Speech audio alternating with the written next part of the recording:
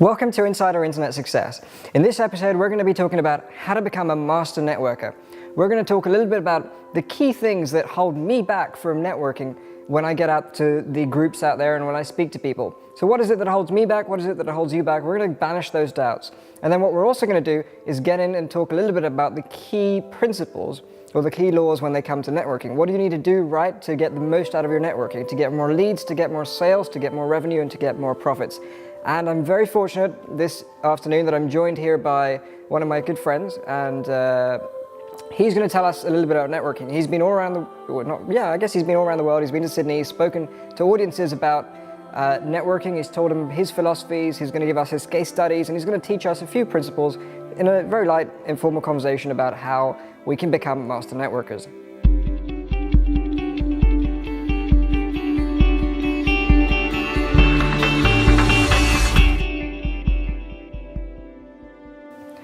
So without further ado, please welcome Suraj Sodha. Thanks, Kavit. It's good to be here. You know, I feel like we're in an audience, so I'm running this as if it was an audience show here, but it's just the two of us at it, and of course, Kavit filming.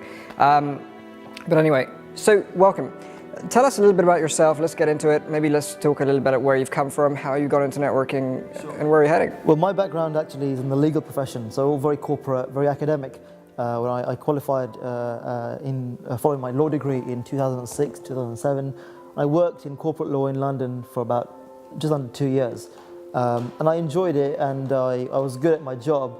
I enjoyed it not necessarily because of the legal work, but also because of the marketing that I was doing within my role. I was really involved in going to networking events and meeting our clients and going to conferences and networking with prospective clients as well.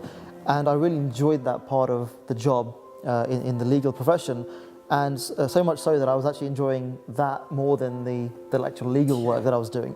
I think that's where my passion for marketing came from, and when I had an opportunity in my career just to take a bit of a break, just to see what else was out there, and before I really committed myself to the legal world, I came across marketing and online marketing, which wasn't completely new to me. I was doing a little bit of Well, you were traveling with your boss, like you said. I mean, now you travel with the boss, but that's you. But you were traveling with your boss in the legal firm, doing marketing and speaking and meeting clients all over. So that's amazing. So I've taken that experience of networking and learning from the corporate world of networking, and I've taken that slightly on a smaller scale within our internet marketing community and running events for other online marketers, just to meet each other face to face. Build relationships with each other and do more business together. Yeah, but what I really love is that, and I think this is a lot of people in this position where they have this passion that they really enjoy, and they are doing some of that in the works. Like you were you know, as a lawyer, right? You were doing all this legal work, but at the same time you were getting out there doing marketing, networking, and you were doing both these things, and you love the networking and marketing. Maybe the laws not so much. But what you've done is just turned it a little bit around so that you're still doing the marketing and the networking, and the legal stuff, you've just switched that to do small business work, which is phenomenal. And actually, I've still got a lot of good connections within the legal industry. A lot of my first clients were law firms, because suddenly I could go into a law firm and talk the talk and walk the walk, and I knew the problems that these law firms had, and I was helping them to market and network themselves online. You crafted yourself a little niche where... Absolutely, yeah. That's amazing. So you get out there, you network, you meet with these people, and you build businesses just by doing that. Absolutely, and it's actually quite informal. So, which actually is one of the big misconceptions about networking, that it has to be really formalized and you have to wear a suit and all of that. I actually like to be really relaxed, and if I'm wearing jeans and a shirt, that's good enough for me. I don't have to wear a suit with a tie and the top button done up. That defeats the purpose of the internet marketing lifestyle that we all live, but also to really connect with people and be yourself.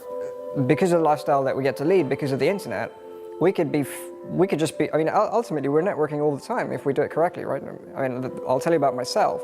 I personally don't like the idea of going to networking groups very much, because I have this fear that, or not really a fear, I just feel like either those people are just there to suck up value from me, or I'm not going to get a lot from it anyway. So that kind of holds me back from going to networking. which I know you've got some misconceptions which I feel the perfect bill for your misconceptions. So this is really weird that I'm here being the person being solved in these videos. But anyway, tell me a little about them. Yeah, so there are some common misconceptions about networking that stops people going to events, maybe yourself even, but also when people get to these events, the misconceptions take over, and the way they behave and the way they go about the networking event, I wouldn't say wrong, but it doesn't add value to anyone, it doesn't bring them new business, so essentially it doesn't work. One of the biggest misconceptions that I've heard from people is that they don't like going to events where there's the same old people all the time.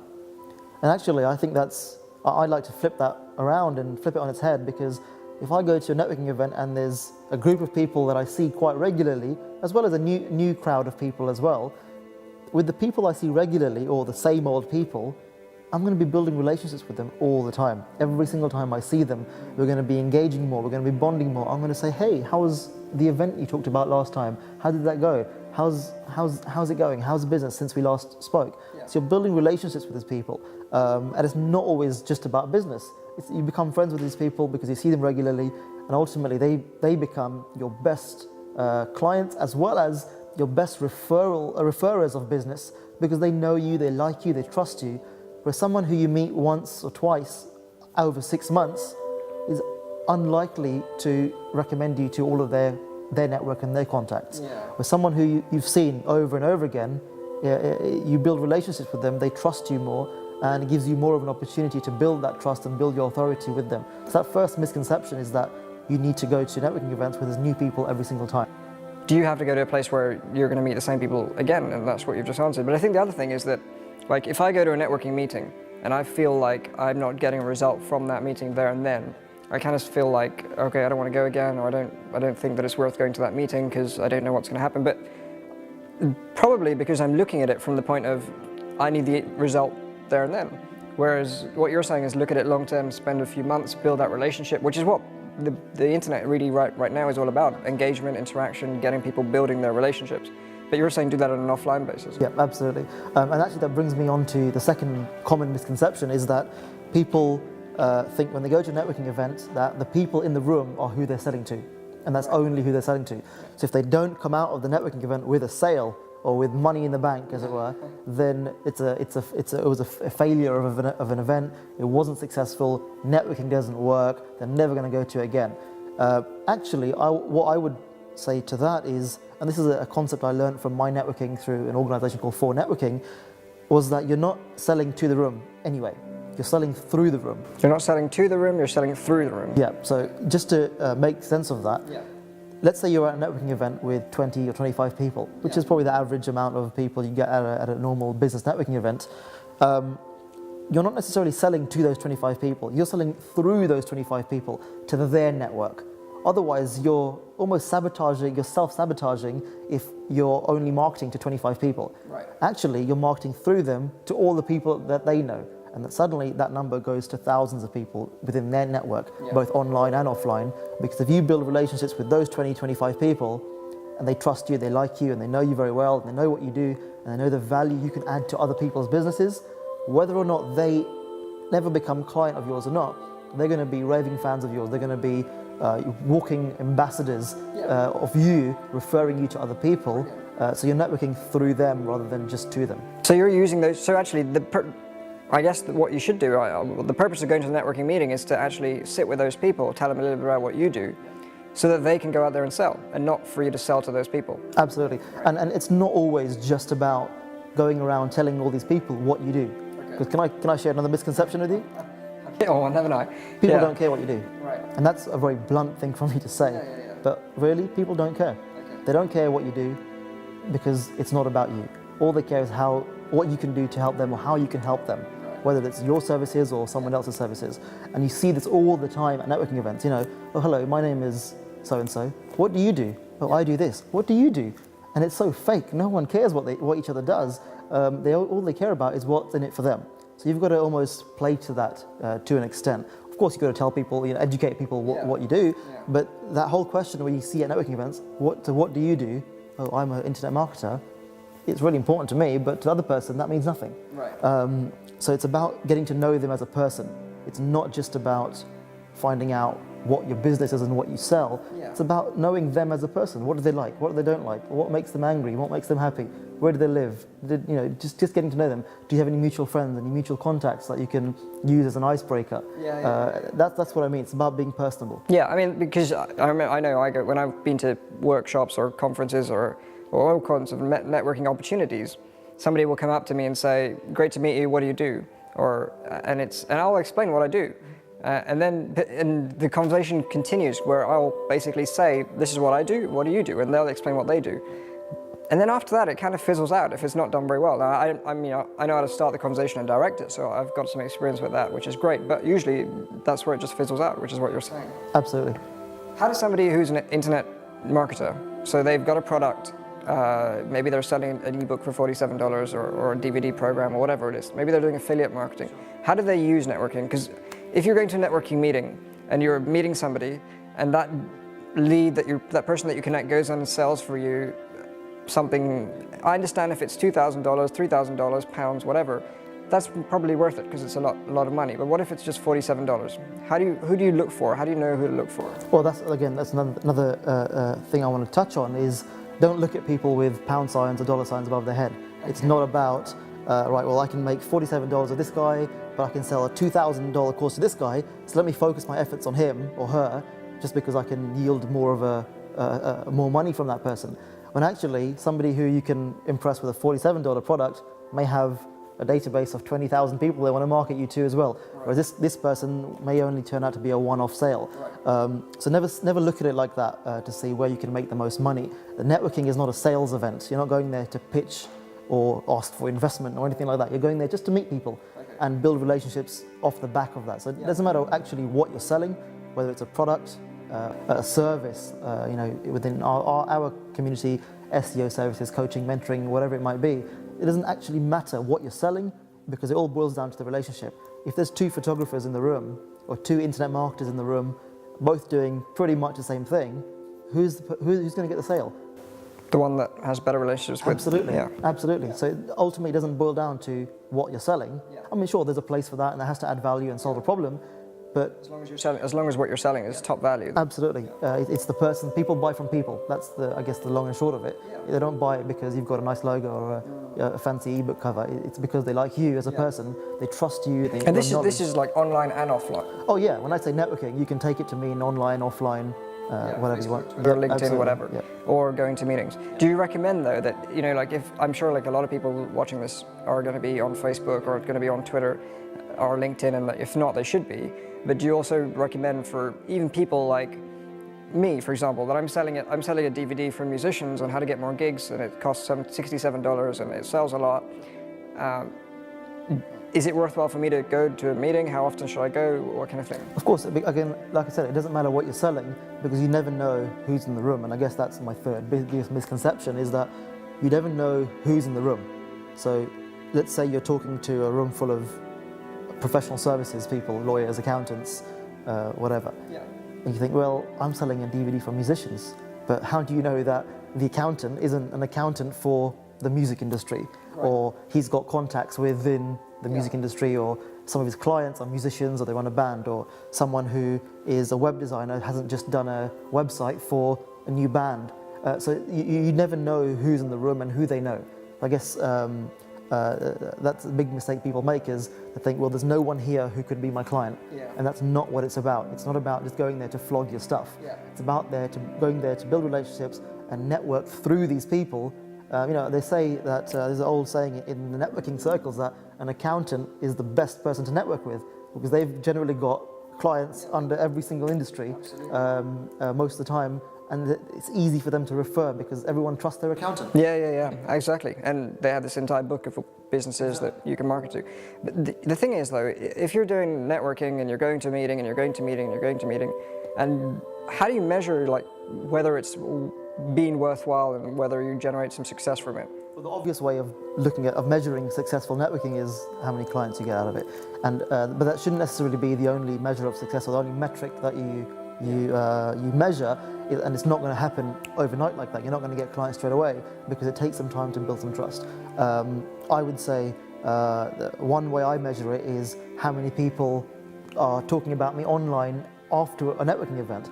Everyone's got a little Twitter thing or Facebook, whatever, on their business cards.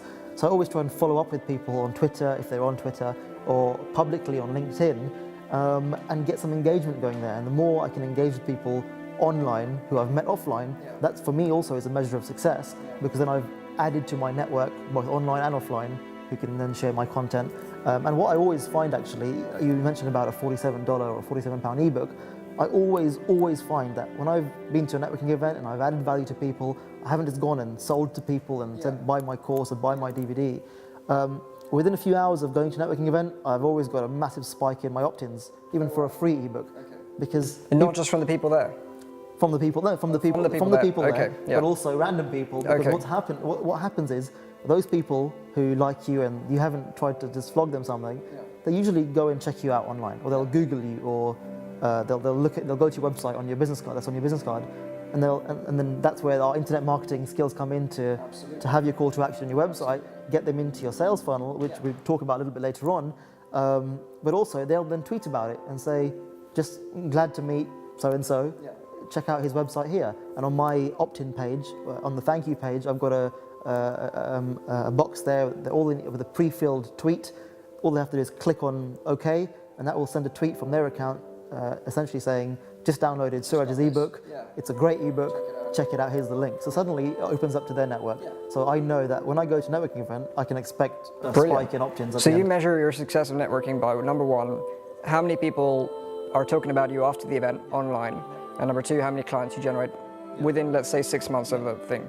Okay, and how do you, so when these people are talking about you online, they're talking about you on Facebook, on Twitter and LinkedIn, how do you know that? Because you're not going to go there and sit there and search that, where's my name popping up? How are you going to do that? Well, actually, most people will say, just met Suraj at the networking event in King's Cross or in Liverpool Street or in wherever you are.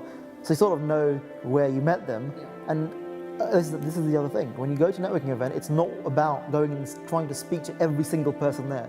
If you're at a big event with 100 people, it's impossible to go and speak and engage with everyone there. Unless you clone yourself. Yeah, so generally the people who do engage with you and follow up online, you know them already because you remember meeting them before. And a good networker will remember someone's name, or you'll have their business card, so it doesn't take too much effort just to see, oh yeah, that's that person, we talked about this.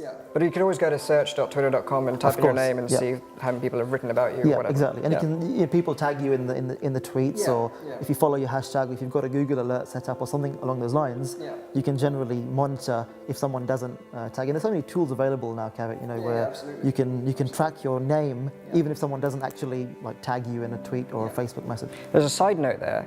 Google Alert is wonderful. If you were to go to alerts.google.com or just type in Google Alerts in the search engine and see what comes up, what this is if you go into Google Alerts and you type in your name, for example, and you put in your email address, so every time that your name pops up in the news and in Facebook and Twitter, I think it picks up the social media, it does, and then you go through the different websites, you get an email that says, my name has been mentioned in all these different places.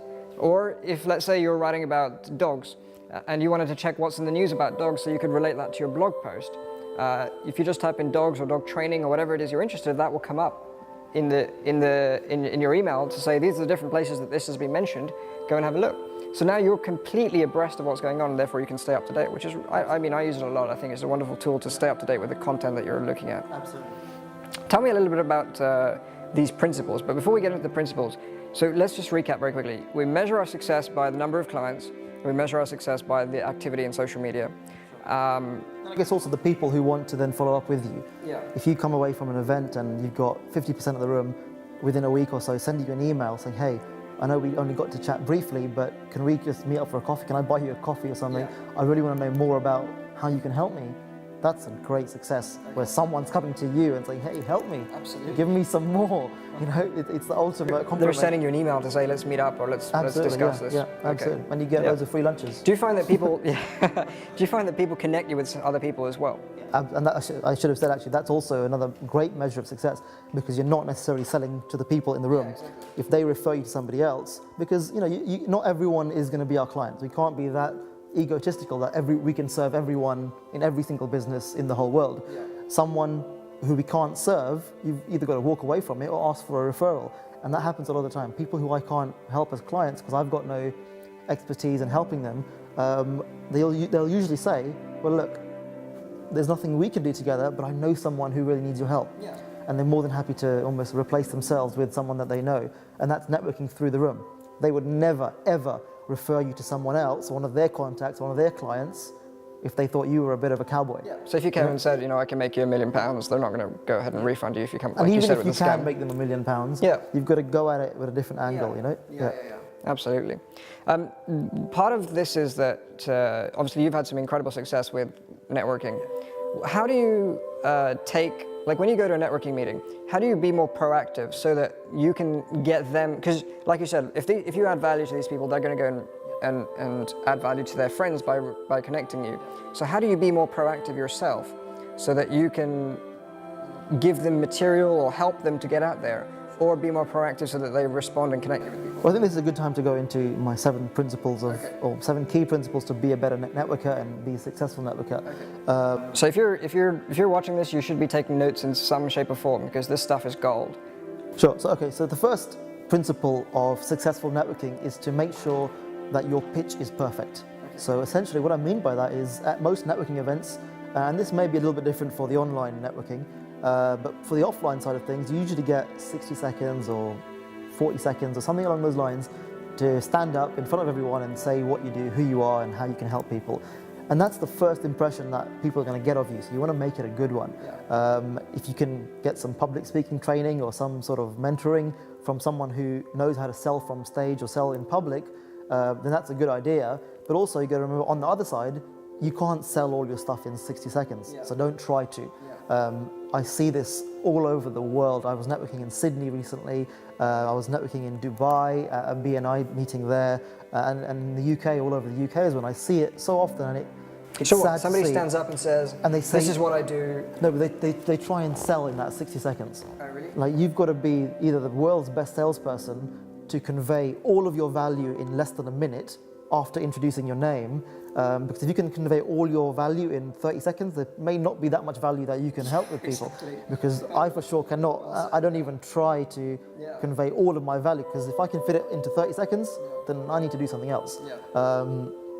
So in that 60 seconds or whatever time it is, you're just there to plant a seed with the people in the room, to introduce you, to make you a little bit likable, leave a good first impression, not stumble through your 60 seconds or your opening statement.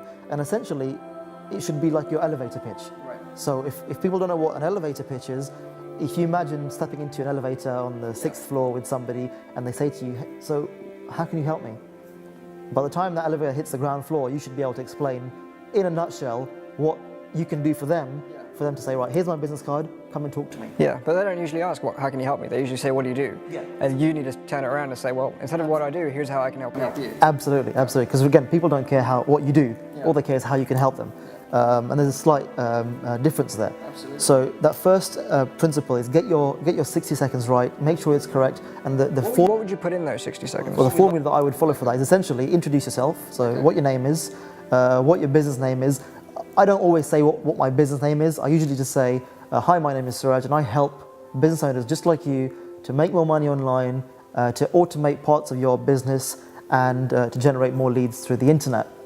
And that's generally what most people want from their business. They want more leads, they want more money, and they want more time. So if you can fashion an elevator pitch around your services, notice I didn't say, I can help you make a blog, or help you design your social media strategy. It's too high level at that stage. At that stage, you just want to plant a seed with someone. Well, you need to figure out what your clients want Absolutely, before and your that's prospects preempting, and that's another principle of mine. Preempting what your room or what your audience needs, what they want, what their problems are, so that you can turn up with a ready-made solution. I think a lot of people don't get that. They stand up, or they rather than selling in that 60 seconds, they say too much. They overwhelm people, and doesn't come across very professional either. So that's, I guess, the first principle of networking is perfect your pitch, perfect your pitch rather, because that will plant a seed and get people interested. Get the pitch down. Do you recommend people write it down? Yeah, this is a personal thing. When I go to a networking event and somebody has to read about themselves, that kind of puts me off. No, I mean like for rehearsing beforehand. You're not going to read. Of course, and don't wing it and decide in the car when you're driving there, or on the tube, or on the bus, or whatever. Have it planned. Be confident. Say what you do as if not as if, you should know what you do and how you can help people. Yeah. But don't overcomplicate it, keep it simple. So that's the first principle. The second principle is about personal branding. And this is a concept I've learned from a great friend of mine in the US called John Morgan.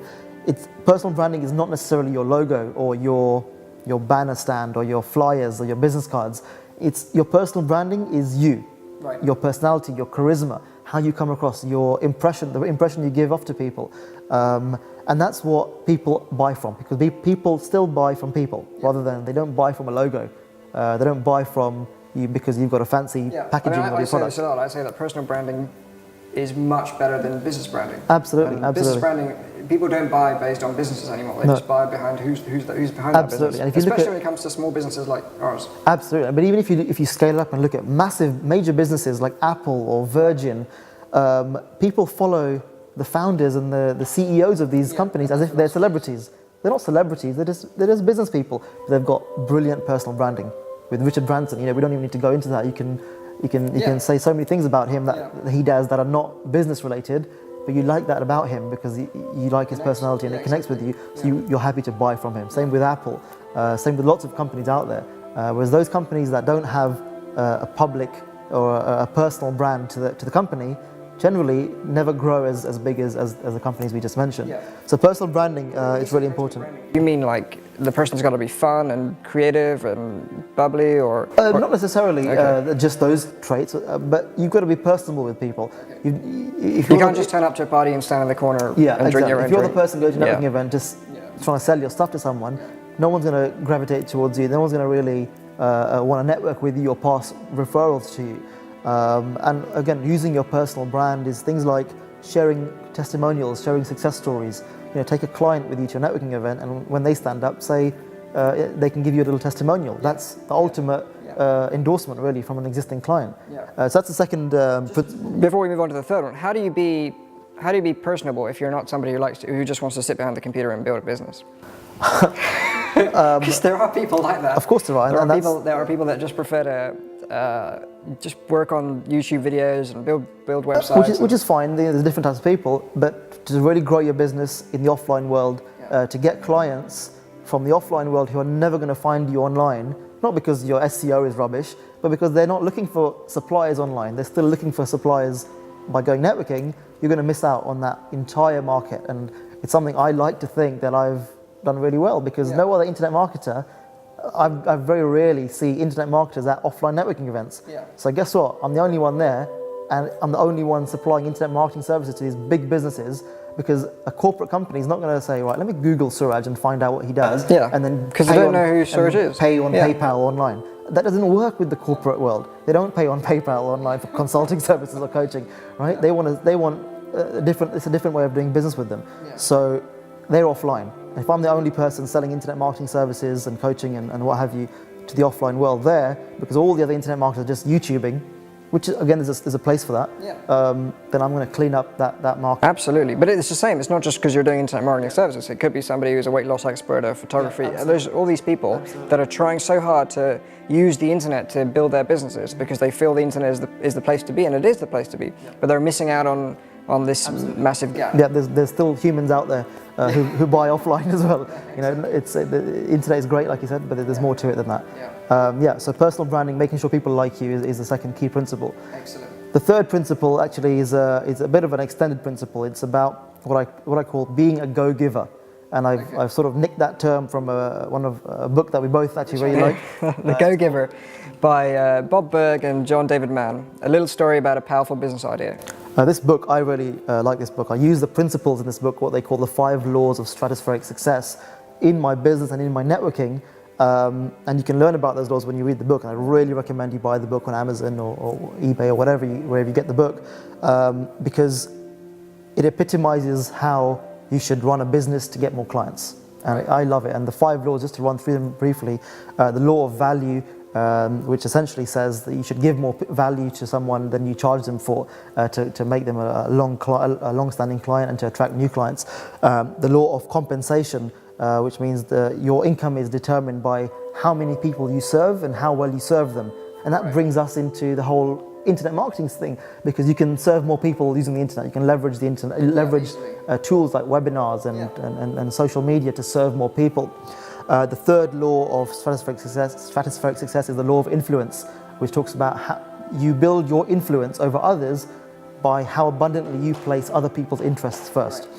Rather than just going around trying to sell your own stuff, talk about them, find out what their problems are, and that will actually attract people to you to do business with you, because they'll see you as empathetic and as really someone who actually cares about them rather than just wants to make a quick sale. The fourth law of stratospheric success is the law of authenticity, where essentially it does what it says on the tin. Be yourself, be authentic. Don't try and sort of pull the wool over other people's eyes. Integrity is a big thing. It's that whole thing about I can make you a millionaire, but exactly. Can you? You know? And the fifth law of success from the Go Giver book is the law of receptivity, which means to receive more, give more, or something along those lines. I can't remember exactly word for word. You're from a legal profession with these 5 laws of Go. It's ironic, isn't it? I thought I got away from the law and stuff like that. So the law of value, the law of what was this? Compensation, the law of influence, The law of authenticity, and the law of receptivity. So the key to earning more is to be open to receiving. That's what it was. Yeah. Okay. A lot of people actually, we see this a lot when they try and give you a testimonial, they try and say something good about you, or they try and give you a gift or something. How do a lot of people react? They say, "Oh no, don't worry about it. It's okay." Yeah. You know, they play themselves down. Yeah. But when you're open to receiving praise and compliments, actually, it stands you out from the crowd, because most people will turn away a compliment, which is not a good thing. Not just in business, even in a personal setting. If somebody gives you a birthday gift, or if somebody gives you a wedding gift or an anniversary gift, and you know, if you made a rule not to take it, that's up to you. But if when it's coming in, you're like, no, it's fine, whatever. Thank you, but no thank you, kind of thing. You're closing yourself out. It's actually an insult. If one thing you hear everywhere, and it's come across as something that people should say because they need to be polite, and that word is, "Oh, you shouldn't have." Right. If you give me a gift on my birthday and I say, "Oh, Kavit, you shouldn't have," it's almost an insult. I would say, "Well, you've wasted your time. I don't want it. I'm not really interested." But if you've taken the time out to give me a gift, and this is completely nothing to do with business, it's an insult to our friendship if I say to you, "Well, you shouldn't have bothered." Essentially, the people just don't say bothered at the end of it. They just say, "Oh, you shouldn't have bothered." Absolutely. You know, and it closes you out in some subconscious level. Yes, you've got to be open to receiving. If you want to make money online or offline even, or grow your business, you have to be open to that receptivity. So that covers that third principle of networking that I like to use in my business. The fourth principle is essentially, gets a little bit technical, but you don't have to be a techie to understand this or to implement this, is to have an effective sales funnel to take people that you meet through. So it's all well and good going networking and meeting people and being yourself and applying these laws of stratospheric success. But if you've got no sales funnel to take these people through or take these leads through your business, then you're not going to sell anything. And I know we talk about not actively selling to people, but ultimately that's where you want to take someone to turn them into a customer. So having your online setup done properly, having your right calls to action on your website, because people will Google you or they will come to your website if they like you at a networking event. If you want them to opt into your mailing list to start that process of taking them through your sales funnel, you've got to optimize. So are you saying these things need to be set up before you get out and network? I would say, yeah. I mean, you don't have to say, well, I'm not going to go networking until I've got a mailing list set up or an opt-in form set up. But you want to have some sort of structure in place, because if somebody is ready to buy from you, you want to make it easy for them to buy. You don't want to make things harder for them. And I've done this a lot, where I've met someone at a networking event, and then I go to the website and it says under construction with a little construction man, digging away on the thing, and it actually puts me off. There's no follow-up. There's no, opt in here to or give us a call. He or she here. has come unprepared and Completely. And they've lost the sale. And sometimes those sales can be big sales. I actually give you actual personal experience. I met somebody at a networking event a while back who was selling bespoke CRM systems. I was at a stage in my business where I wanted to scale up and really manage things with a nice dashboard and a good customer relationship tool. And rather than buying something off the shelf, I met this guy and he was telling me about how he could build something for us that's really relevant to how we use it in internet marketing. I thought, brilliant. I was sold on it there. I was ready to buy. And actually, that's quite rare, where you can get someone to buy from you just off the bat at the meeting, right? But it does happen. So I was ready to buy. so he said, right, let's go online and just make sure everything's right and is there any questions. So back to the office, went So online. you went online and there was nothing there? And there was nothing there. The website was rubbish. But he did say go online. He said yes. He must have thought it was really good. Right? And then I said, well, there's nothing here. And do you know what? That completely put me off doing business with that company. Because I thought if that's the impression online, if they're not taking care of that, and my business is almost entirely online, they obviously don't understand the online space as much as I had thought. But they don't have to have the entire setup done. So if somebody's building a business right now online, they have their squeeze page, they were capturing their email addresses, they were giving away something there, and maybe they were selling something. Absolutely. It's enough for now. Yeah, absolutely. You don't have to have a established YouTube channel or a blog or something because that comes over time.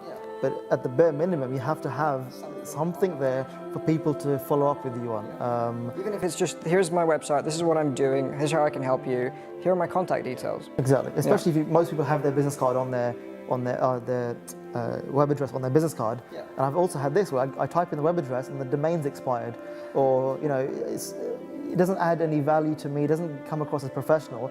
And I'm never going to part with my money to that business, because how are they going to treat me as a client if they can't do something simple for them? Yeah, well, let's take a side note though. Tell me about this business card idea. How do you make your business card stand out?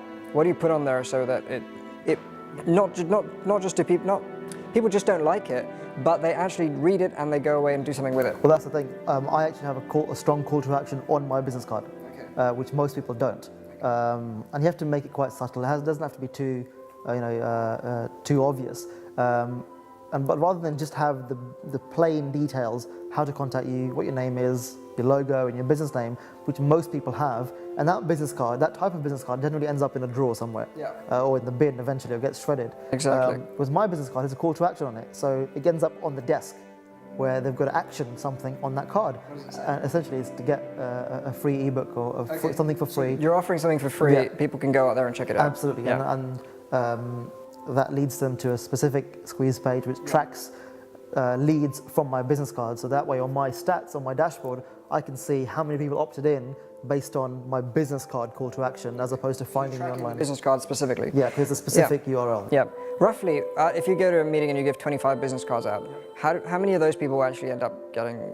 Let's say you've spoken to 25 people at a meeting. How many people actually go ahead and go check out the ebook? For me personally, I would say about half will definitely. The other half will contact me in some other way. They may not opt in because they may be a bit wise to that, but they will email me saying, "Great to meet you. Look, let's." Yeah, so they might not want the free thing, but they just want to speak directly with you. So sometimes they bypass the free entry point into your funnel, and they will come into your funnel maybe halfway through, which actually is a good problem to have. Yeah. So everyone's definitely got to get their site up initially before they get to the networking session itself. Absolutely. Great. Yeah. So the next principle is essentially. So that was principle number 4. Have a solid sales funnel or some sort of process to take leads through, whether you meet them online or offline. Even on LinkedIn, if someone clicks on your website, they need to have some action for them to take, even if it's a free opt-in. The fifth principle is to make sure your product solves a problem.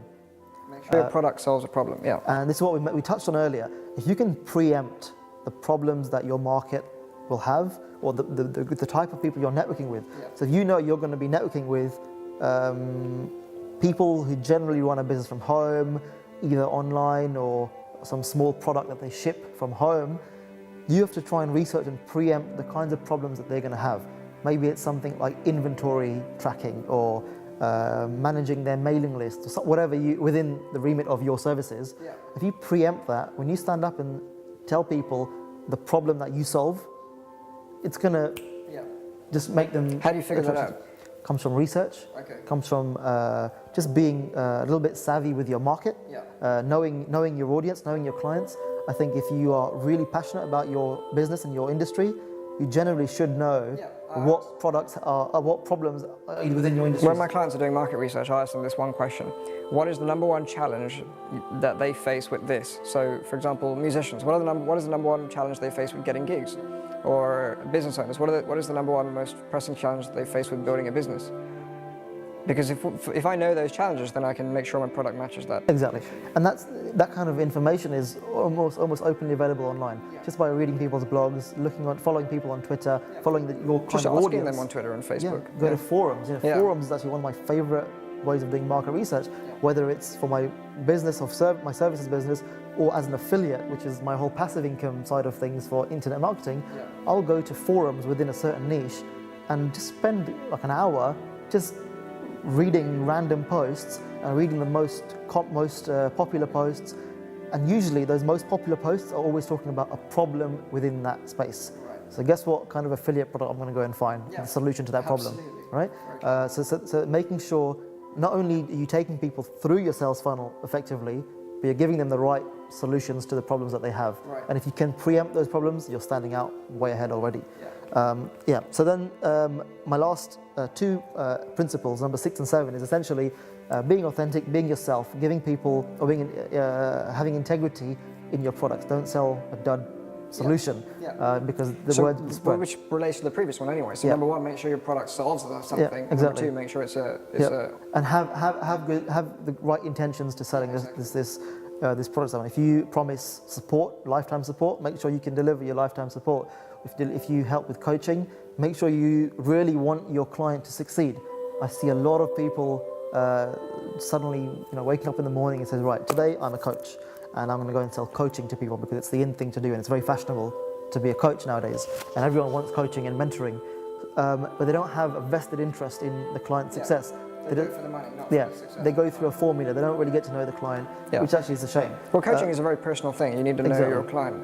Whoever, whether it's you or somebody else, you need to really make sure you know them. Absolutely. In order to give them the best, and most people don't. Exactly. And then my last principle is, I guess a cross between some of the other ones as well, is using the online platforms like LinkedIn and Twitter and Facebook and so forth to leverage the people that you meet online, or leverage those relationships rather. So I always follow up. I very rarely now do a private follow-up by email. Most people I meet at events have got the Twitter ID on their business card, or I can just quickly search for their name, or it's on a link on their website, and I will very publicly follow up with them so everyone can see. That's very interesting. So you prefer to publicly follow up with Twitter, Facebook, LinkedIn, as opposed to send them an email directly? And the reason for that is to create social proof. If I meet with the CEO of a big company or a big charity, in fact, again, I'm not making this up, this is a real life experience. I was networking somewhere and there was a lady there who, again, was very unassuming. You'd maybe pass her in the street, know, and I got chatting to her, and turned out she was a CEO of a massive charity, international charity, where they help young people get more skills on the internet. Who would have thought it? You couldn't write this stuff, right? So I want my network to know also, for social proof reasons, that I'm networking with these people. So I always say, hey, I'll tag them in the tweet. Great to meet you at the event. Let's meet up for coffee next week. That particular one's led to a lot of business for you. Absolutely, that one and others as well.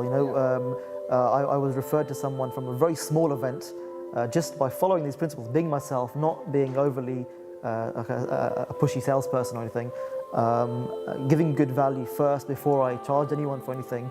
And I got a good referral from that, which turned out to be a joint venture partner for a £100,000 deal, which we made in a couple of days based on the group buying concept. We were running workshops and things like that, which I would never have had that contact because they weren't in the room. I was networking through the room, and I would never have got that referral if I wasn't, a good networker, essentially. If I just tried to flog a workshop to this person, they would never have referred me to the bigger client. And they were, never judge someone based on how they look or how they dress, because you would never in a million years have thought this person has got this corporate company as a client, who they were more than happy to refer me into, and we made loads of money from that, and lots of ongoing clients. So, but that's because you've instilled these 7 principles in the way you're doing the networking. What is the biggest tip you can give right now to somebody who's heard all this, they've watched this, they've seen the ideas you've shared so far? How can they get started right away? I think that's the thing. Get started right away. Don't wait until you think you've got everything perfected. A lot of people don't launch websites, products, because they think it's not perfect yet. You've got to take a step back and just go with it. Go to networking events, start talking to people. You don't have to have something to sell straight away. When I started networking, when I started my business, I didn't have a product. I didn't have an ebook. That didn't stop me from going, because that gave me a bit of practice. Just got me comfortable with talking to other people, and within a few weeks, few months, you start to get to know your market. So my ebook essentially solved that problem, because always they were asking me the same question: Suraj, how do I get more traffic to my website? What does this do? What does that mean? What does this word mean in internet marketing? So within a few weeks, I wrote an ebook about it. And when I said, over the last month, you've all asked me the same question. I've written an ebook about it. Yeah. I'm not going to charge you for it. Just go to my website and get it for free. Yeah. Suddenly, my list starts growing. Okay. And that triggers the whole And you wrote internet the book marketing. based on the questions. Of course. Yeah. So you didn't even have to go. You didn't have to create something. You went networking. You just figured out what people are talking about. How do I know what the problems are without talking to the people with the problems? Yeah. Right? Great. Well, remember, this isn't about short-term gain. This is about long-term building the relationships to get there. Give value, add plenty of material, go out there and meet people, but don't just work on getting the sale. Make sure you give value and ask questions, find out what people's problems are so you can solve them better. And then ultimately, you'll be connected with clients, you'll be connected online, and you'll find the people in the right way to help you get there. So, thank you, Suraj. I really appreciate this time that you've given here, and I hope people benefit from this video. If you really like this video, please press the like button, please press the Twitter button, share it, let more people hear about this. Remember, it's all about just giving and adding value. If you have any questions or comments for any of us, then just put it in the comments below. Let us know what you think. If you've done any networking yourself, then write about it. Tell us about some of your experiences. Tell us about what went wrong, what didn't go wrong. Maybe you've read these books or you've got some of these ideas that you can share as well. Whatever it is, let us know below, and I'll respond back as well. So if you enjoyed this, press like, and if you haven't seen this on my website or if you haven't seen this at insiderinternetsuccess.com, then please do come over to insiderinternetsuccess.com, leave us your email address, and we'll keep you updated with these videos as we get going with them as well. So I hope you've enjoyed this. Take care. See you later. All the best for your networking.